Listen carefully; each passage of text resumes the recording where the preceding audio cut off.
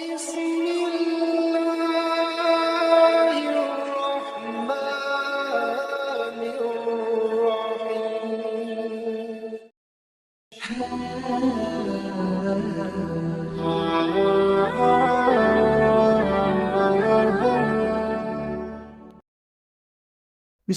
الرحمن الرحيم. Bismillahirrahmanirrahim. Assalamualaikum warahmatullahi wabarakatuh.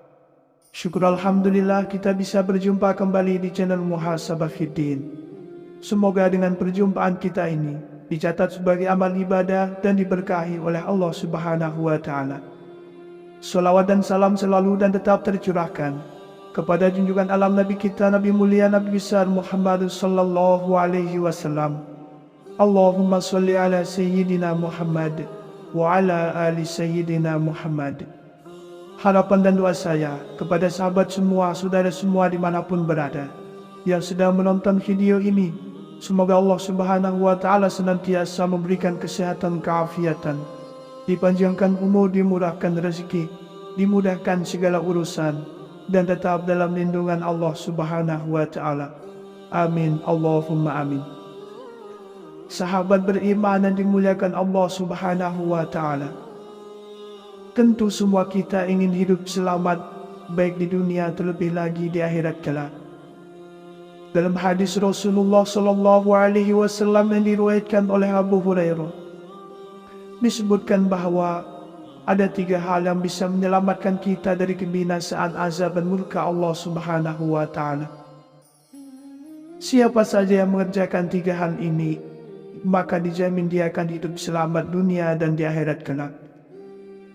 Syekh Nawawi dalam kitabnya Nasahihul Ibad juga menerangkan tentang 3 perkara yang akan menyelamatkan kita di dunia dan di akhirat kelak. Semoga kita termasuk orang yang selamat baik di dunia maupun di akhirat. Lantas, apa sajakah 3 hal itu? Yang pertama adalah takut kepada Allah di saat sendiri dan di keramaian. Mari kita renungkan bersama sebuah firman Allah Subhanahu wa Ta'ala dalam Al-Quran surat Qaf ayat 33. Allah Subhanahu wa Ta'ala berfirman, yaitu orang yang takut kepada Tuhan yang Maha Pemurah, sedang dia tidak kelihatan olehnya, dan dia datang dengan hati yang bertaubat. Mengenai ayat ini, Syekh Muhammad bin Shalih As-Sawi berpendapat dalam tafsirnya An-Nafahat Al-Makiyah bahwa orang yang takut kepada Rabb yang Maha Pemurah maksudnya adalah takut kepadanya karena mengenal Rabb-nya dan mengharap rahmat-Nya, serta senantiasa takut kepada Allah walaupun tidak berada di hadapan orang lain. Dan ini adalah rasa takut yang sesungguhnya. Sementara rasa takut yang muncul di hadapan dan dalam pandangan orang lain adalah rasa takut riya dan sum'ah yang tidak menunjukkan rasa takut yang sesungguhnya. Kemudian rasa takut yang membawa manfaat bagi kita adalah rasa takut dikala sendirian maupun ketika bersama orang lain. Sedangkan Syekh Abdul Rahman bin Nasir As-Sa'di dalam tafsirnya As-Sa'di memahami ayat tersebut dengan takutnya kepada Allah dengan mengenal Tuhannya, berharap dengan rahmat-Nya, dan senantiasa takut kepada Allah dalam keadaan gaib, yakni dalam keadaan tidak diketahui oleh manusia. Dan inilah yang disebut dengan takut yang hakiki. Ibnu Qayyim berkata, rasa takut merupakan tanda kebenaran iman, dan hilangnya rasa takut dari dalam hati merupakan tanda iman pergi darinya. Jika hati jauh dari rasa takut, maka jauh pula hati dari iman. Inilah ciri orang yang selamat dunia dan di akhirat, yaitu orang yang senantiasa takut kepada Allah baik saat sendiri maupun saat sedang di keramaian. Yang kedua, orang yang bersikap sederhana pada saat fakir dan pada saat kaya. Ada banyak hal yang bisa diteladani, yang bisa diambil contoh dari kehidupan baginda Rasulullah Muhammad sallallahu alaihi wasallam. Salah satunya adalah hidup beliau yang sederhana. Semasa hidupnya, Nabi Muhammad sallallahu alaihi wasallam senantiasa menerapkan pola hidup yang sederhana. Mulai dari cara memenuhi kebutuhan harian, cara berpakaian, hingga tempat tidur Nabi Shallallahu Alaihi Wasallam. Disebutkan dalam sebuah hadis Tirmidzi, Rasulullah Shallallahu Alaihi Wasallam tidak pernah memiliki banyak makanan dalam kesehariannya, kecuali saat menjamu tamu. Rasulullah Shallallahu Alaihi Wasallam tidak pernah merasa kenyang karena makan roti atau kenyang karena makan daging, kecuali jika sedang menjamu tamu maka beliau makan sampai kenyang. Atau kama qala alaihi salatu wassalam. Allah Subhanahu wa Ta'ala juga telah memerintahkan kepada kita hambanya untuk senantiasa hidup sederhana.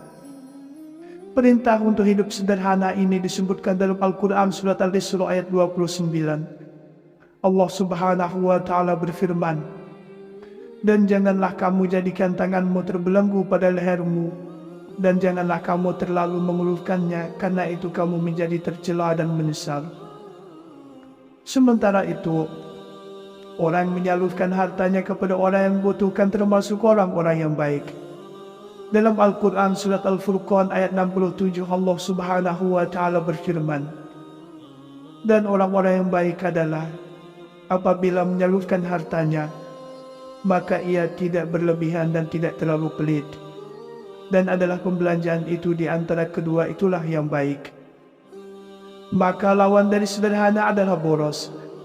Allah Subhanahu wa Ta'ala telah memerintahkan hambanya supaya tidak menghambur-hamburkan harta secara berlebihan, sebab orang yang pemboros adalah saudaranya setan. Allah Subhanahu wa Ta'ala berfirman dalam Al-Quran surat Al-Isra, "Dan berikanlah kepada keluarga-keluarga yang dekat akan haknya, kepada orang miskin dan orang yang dalam perjalanan, dan janganlah kamu menghambur-hamburkan hartamu secara boros. Sesungguhnya pemboros-pemboros itu adalah saudara-saudara syaitan, dan syaitan itu adalah sangat ingkar kepada Tuhannya." Semoga kita termasuk orang yang sederhana dalam menjalani kehidupan ini. Yang ketiga, orang yang bersikap adil saat senang dan saat marah. Sikap adil dan proporsional saat senang dan saat marah memang sulit untuk dilakukan. Keputusan dan sikap seorang saat senang dan saat marah cenderung melewati batas dan zalim. Dalam riwayat Bukhari dan Muslim, Rasulullah Shallallahu Alaihi Wasallam berpesan agar seorang Muslim tidak memutuskan perkara atau mengambil sikap pribadi dalam keadaan marah. Rasulullah Shallallahu Alaihi Wasallam bersabda, dari Abu Bakar radhiyallahu anhu, ia berkata, "Aku mendengar Rasulullah Shallallahu Alaihi Wasallam bersabda, janganlah salah seorang kamu memutuskan dalam keadaan marah sengketa di antara dua pihak. Maka adil pada saat ridho dan marah, yakni keridhaan kita terhadap sesuatu jangan sampai mendorong untuk bersikap cari muka atau memuji dengan pujian yang bohong atau menyerahkan hak kepada yang tidak berhak. Begitu pula, kita harus berhati-hati pada saat marah, sebab ia bisa menyeret kepada kezaliman, sedangkan kezaliman merupakan kegelapan pada hari kiamat kelak. Dari sinilah mestinya kita seorang Muslim menjaga perintah Allah Subhanahu wa Ta'ala dalam dua kondisi secara berimbang.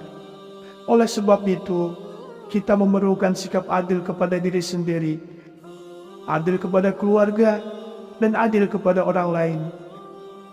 Adil terhadap diri sendiri yaitu dengan memberikan hak diri sendiri berupa zikir kepada Allah, membaca Al-Quran, dan merenungkan keagungan dan kepuasan Allah Subhanahu wa Ta'ala.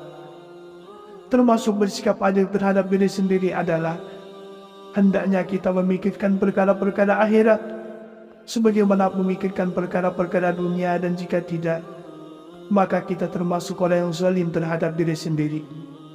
Adapun bersikap adil terhadap kerabat adalah dengan silaturahim, berbuat baik kepada mereka, baik dengan materi, tenaga, nasihat, dan turut serta dalam suka dan duka. Apabila kita berlaku adil pada saat ridha dan marah, maka kita termasuk orang yang beruntung, sebab kita tidak akan bersedih selamanya akibat ucapan yang diucapkan, sebab kita bersikap adil pada saat mengucapkannya. Dan kita juga tidak akan menyesal terhadap keputusan telah kita ambil, karena kita bersikap adil pada saat memutuskannya. Termasuk buah manisnya bersikap adil pada saat sedang marah dan saat sedang senang adalah Hal itu bisa menjadikan hidup kita aman dan tenang dalam segala keadaan. Tentu semua kita ingin hidup selamat, baik di dunia terlebih lagi di akhirat kelak. Dalam hadis Rasulullah SAW yang diriwayatkan oleh Abu Hurairah, disebutkan bahwa ada 3 hal yang bisa menyelamatkan kita dari kebinasaan azab dan murka Allah Subhanahu wa Ta'ala. Siapa saja yang mengerjakan 3 hal ini, maka dijamin dia akan hidup selamat dunia dan di akhirat kelak. Syekh Nawawi dalam kitabnya Nasahihul Ibad juga menerangkan tentang 3 perkara yang akan menyelamatkan kita di dunia dan di akhirat kelak. Semoga kita termasuk orang yang selamat baik di dunia maupun di akhirat. Lantas, apa sajakah 3 hal itu? Yang pertama adalah takut kepada Allah di saat sendiri dan di keramaian. Mari kita renungkan bersama sebuah firman Allah Subhanahu wa Ta'ala dalam Al-Quran surat Qaf ayat 33. Allah Subhanahu wa Ta'ala berfirman, yaitu orang yang takut kepada Tuhan yang Maha Pemurah, sedang dia tidak kelihatan olehnya, dan dia datang dengan hati yang bertaubat. Mengenai ayat ini, Syekh Muhammad bin Shalih As-Sawi berpendapat dalam tafsirnya An-Nafahat Al-Makiyah bahwa orang yang takut kepada Rabb yang Maha Pemurah maksudnya adalah takut kepadanya karena mengenal Rabb-nya dan mengharap rahmat-Nya, serta senantiasa takut kepada Allah walaupun tidak berada di hadapan orang lain. Dan ini adalah rasa takut yang sesungguhnya. Sementara rasa takut yang muncul di hadapan dan dalam pandangan orang lain adalah rasa takut riya dan sum'ah yang tidak menunjukkan rasa takut yang sesungguhnya. Kemudian rasa takut yang membawa manfaat bagi kita adalah rasa takut dikala sendirian maupun ketika bersama orang lain. Sedangkan Syekh Abdurrahman bin Nasir As-Sa'di dalam tafsirnya As-Sa'di memahami ayat tersebut dengan takutnya kepada Allah dengan mengenal Tuhannya, berharap dengan rahmat-Nya, dan senantiasa takut kepada Allah dalam keadaan gaib, yakni dalam keadaan tidak diketahui oleh manusia. Dan inilah yang disebut dengan takut yang hakiki. Ibnu Qayyim berkata, rasa takut merupakan tanda kebenaran iman, dan hilangnya rasa takut dari dalam hati merupakan tanda iman pergi darinya. Jika hati jauh dari rasa takut, maka jauh pula hati dari iman. Inilah ciri orang yang selamat dunia dan di akhirat, yaitu orang yang senantiasa takut kepada Allah baik saat sendiri maupun saat sedang di keramaian. Yang kedua, orang yang bersikap sederhana pada saat fakir dan pada saat kaya. Ada banyak hal yang bisa diteladani, yang bisa diambil contoh dari kehidupan baginda Rasulullah Muhammad SAW. Salah satunya adalah hidup beliau yang sederhana. Semasa hidupnya, Nabi Muhammad SAW senantiasa menerapkan pola hidup yang sederhana. Mulai dari cara memenuhi kebutuhan harian, cara berpakaian, hingga tempat tidur Nabi SAW. Disebutkan dalam sebuah hadis Tirmidzi, Rasulullah SAW tidak pernah memiliki banyak makanan dalam kesehariannya, kecuali saat menjamu tamu. Rasulullah SAW tidak pernah merasa kenyang karena makan roti atau kenyang karena makan daging, kecuali jika sedang menjamu tamu maka beliau makan sampai kenyang. Atau kama qala alaihi salatu wassalam. Allah Subhanahu wa Ta'ala juga telah memerintahkan kepada kita hambanya untuk senantiasa hidup sederhana. Perintah untuk hidup sederhana ini disebutkan dalam Al-Quran surat Al-Isra ayat 29. Allah Subhanahu wa Ta'ala berfirman, dan janganlah kamu jadikan tanganmu terbelenggu pada lehermu, dan janganlah kamu terlalu mengulurkannya, karena itu kamu menjadi tercela dan menyesal. Sementara itu, orang menyalurkan hartanya kepada orang yang membutuhkan termasuk orang-orang yang baik. Dalam Al-Quran surat Al-Furqan ayat 67, Allah Subhanahu wa Ta'ala berfirman, dan orang-orang yang baik adalah apabila menyalurkan hartanya, maka ia tidak berlebihan dan tidak terlalu pelit. Dan adalah pembelanjaan itu di antara kedua itulah yang baik. Maka lawan dari sederhana adalah boros. Allah Subhanahu wa Ta'ala telah memerintahkan hambanya supaya tidak menghambur-hamburkan harta secara berlebihan. Sebab orang yang pemboros adalah saudaranya setan. Allah Subhanahu wa Ta'ala berfirman dalam Al-Quran surat Al-Isra, dan berikanlah kepada keluarga-keluarga yang dekat akan haknya, kepada orang miskin dan orang yang dalam perjalanan, dan janganlah kamu menghambur-hamburkan hartamu secara boros. Sesungguhnya pemboros-pemboros itu adalah saudara-saudara syaitan, dan syaitan itu adalah sangat ingkar kepada Tuhannya. Semoga kita termasuk orang yang sederhana dalam menjalani kehidupan ini. Yang ketiga, orang yang bersikap adil saat senang dan saat marah. Sikap adil dan proporsional saat senang dan saat marah memang sulit untuk dilakukan. Keputusan dan sikap seorang saat senang dan saat marah cenderung melewati batas dan zalim.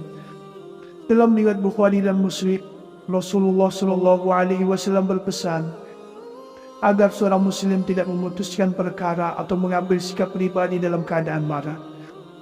Rasulullah SAW bersabda, dari Abu Bakar radhiyallahu anhu, ia berkata, aku mendengar Rasulullah SAW bersabda, janganlah salah seorang kamu memutuskan dalam keadaan marah sengketa di antara dua pihak. Maka adil pada saat ridha dan marah, yakni keridhaan kita terhadap sesuatu jangan sampai mendorong untuk bersikap cari muka atau memuji dengan pujian yang bohong atau menyerahkan hak kepada yang tidak berhak. Begitu pula kita harus berhati-hati pada saat marah, sebab ia bisa menyeret kepada kezaliman, sedangkan kezaliman merupakan kegelapan pada hari kiamat kelak. Dari sinilah mestinya kita seorang muslim menjaga perintah Allah Subhanahu wa Ta'ala dalam dua kondisi secara berimbang. Oleh sebab itu, kita memerlukan sikap adil kepada diri sendiri, adil kepada keluarga, dan adil kepada orang lain. Adil terhadap diri sendiri yaitu dengan memberikan hak diri sendiri berupa zikir kepada Allah, membaca Al-Quran, dan merenungkan keagungan dan kekuasaan Allah Subhanahu wa Ta'ala. Termasuk bersikap adil terhadap diri sendiri adalah hendaknya kita memikirkan perkara-perkara akhirat sebagaimana memikirkan perkara-perkara dunia, dan jika tidak, maka kita termasuk orang yang zalim terhadap diri sendiri. Adapun bersikap adil terhadap kerabat adalah dengan silaturahim, berbuat baik kepada mereka, baik dengan materi, tenaga, nasihat, dan turut serta dalam suka dan duka. Apabila kita berlaku adil pada saat ridha dan marah, maka kita termasuk orang yang beruntung, sebab kita tidak akan bersedih selamanya akibat ucapan yang diucapkan, sebab kita bersikap adil pada saat mengucapkannya. Dan kita juga tidak akan menyesal terhadap keputusan telah kita ambil, karena kita bersikap adil pada saat memutuskannya. Termasuk buah manisnya bersikap adil pada saat sedang marah dan saat sedang senang adalah hal itu bisa menjadikan hidup kita aman dan tenang dalam segala keadaan. Sahabat beriman yang dimuliakan Allah Subhanahu wa Ta'ala, itulah 3 ciri orang yang selamat hidup di dunia dan di akhirat kelak. Demikianlah yang bisa saya bagikan pada kesempatan video kali ini. Semoga ada arti dan manfaatnya untuk kita semua. Semoga Allah Subhanahu wa Ta'ala senantiasa merahmati, meridhoi, dan mengampuni dosa-dosa kita. Wallahu a'lam. Wassalamualaikum warahmatullahi wabarakatuh.